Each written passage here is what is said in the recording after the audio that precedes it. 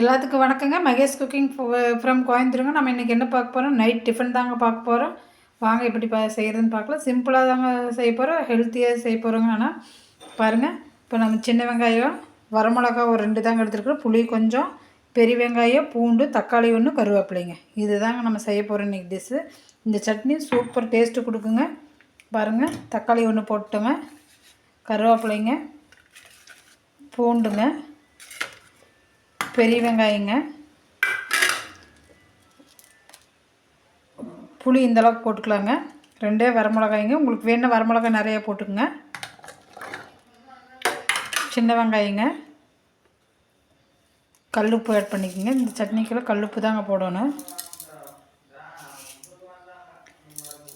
கொஞ்சோண்டு மிளகாத்தூளுங்க, இந்தளவுக்கு மிளகாத்தூளுங்க. இதெல்லாம் போட்டு நம்ம நைஸாக அரைச்சிடலாங்க. அரைச்சிட்டு உங்களுக்கு காமிக்கிறேங்க.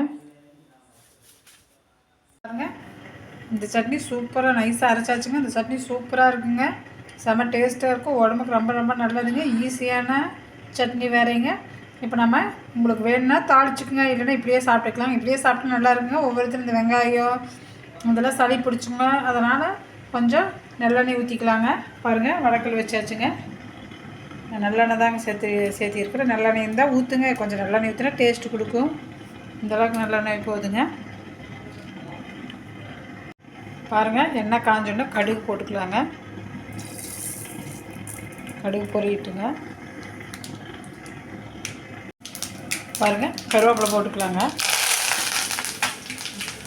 இந்த சட்னி நம்ம அரைச்ச சட்னி இதில் ஊற்றிக்கலாங்க.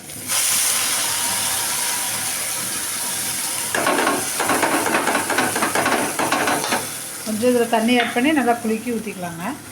பாருங்கள், நம்ம இந்த அளவுக்கு தண்ணி நான் ஊற்றுறீங்க, கொஞ்சம் வந்து லைட்டாக ஊற்றுனுங்க.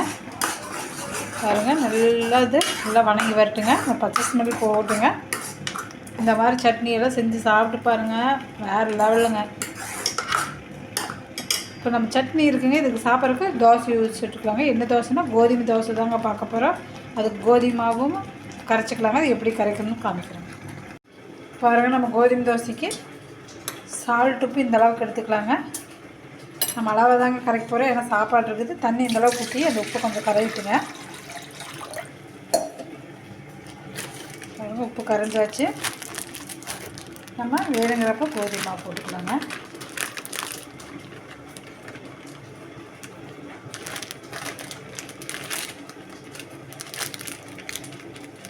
உங்கள்கிட்ட எந்த கோதுமை மாவு இருக்கோ அந்த கோதுமை மாவு ஆட் பண்ணிக்கோங்க. பாருங்கள், சட்னி இப்போ நல்லா வணக்கி வச்சாச்சுங்க. இந்த அளவுக்கு வச்சாலே போதுங்க. சப்பாத்திக்கெல்லாம் மேலே தடவை அப்படியே ரோல் பண்ணி கூட சாப்பிட்லாம். ப்ரெட் இருந்தால் ப்ரெட்டுக்கு ரோல் வச்சு சாப்பிட்லாம், சாப்பாட்டுக்கு பிணைஞ்சு சாப்பிட்லாம், இட்லி தோசைக்கு எல்லாத்துக்கும் சூப்பரான சட்னிங்க, ரொம்ப ஹெல்த்தியான சட்னிங்க. இதுக்கு நம்ம தோசை தாங்க சுட போகிறோம். பாருங்கள், கோதுமை மாவு இந்தளவுக்கு நல்லா கலக்கி வச்சுருக்குறோங்க. பாருங்கள், இந்தளவுக்கு தண்ணி பார்த்து போடலாமல் இது ஒரு 5 நிமிஷம் ஊறிட்டுங்க. அப்புறம் நம்ம தோசை ஊற்றிக்கலாம். பாருங்கள், நம்ம தோசைக்குள்ளே வச்சாச்சு. தோசை ஊற்றிக்கலாங்க.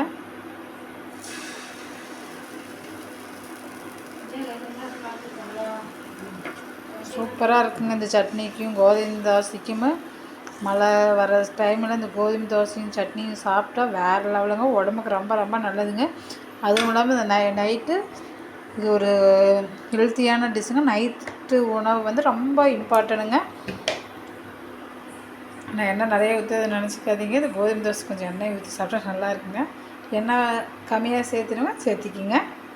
இந்த தோசை ரொம்ப உடம்புக்கு ரொம்ப நல்லதுன்னு எல்லாத்துக்குமே தெரியுங்க, நான் சொல்ல வேண்டியதில்லை. பட் இருந்தாலும் நான் சொல்கிறேங்க, நைட்டு டிஃபன் வந்து ரொம்ப இம்பார்ட்டனுங்க. அது வந்து ஹெல்த்தியாக சாப்பிட்றது இனியும் நல்லதுங்க. இந்த மாதிரி தோசை சட்னி செஞ்சு சாப்பிடுங்க, சூப்பராக இருக்கும். தோசை வேகட்டுங்க, திருப்பி போட்டுட்டு காமிக்கிறேன். பாருங்கள், தோசையை திருப்பி போட்டுக்கலாம், எப்படி வருதுன்னு பார்க்கலாம். பாருங்கள், சூப்பரான தோசை ரெடி ஆகிடுச்சுங்க.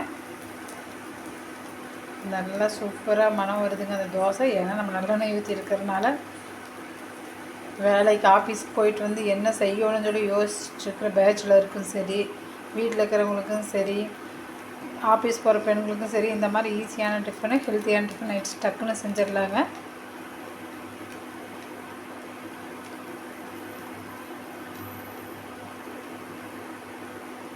நல்லா வேகுது. பாருங்கள் பாருங்கள், கோதுமை தோசை சூப்பராக ரெடி ஆகிடுச்சு. நம்ம இதையை பாருங்கள், நைட்டு டிஃபன் கீழே விழுந்துருச்சுங்க கரண்டி. பாருங்கள், நைட்டு டிஃபன் கோதுமை தோசை ஒரு சூப்பரான சட்னிங்க. இது பிடிச்சிருக்குன்னு நினைக்கிறேன். பாய்ங்க.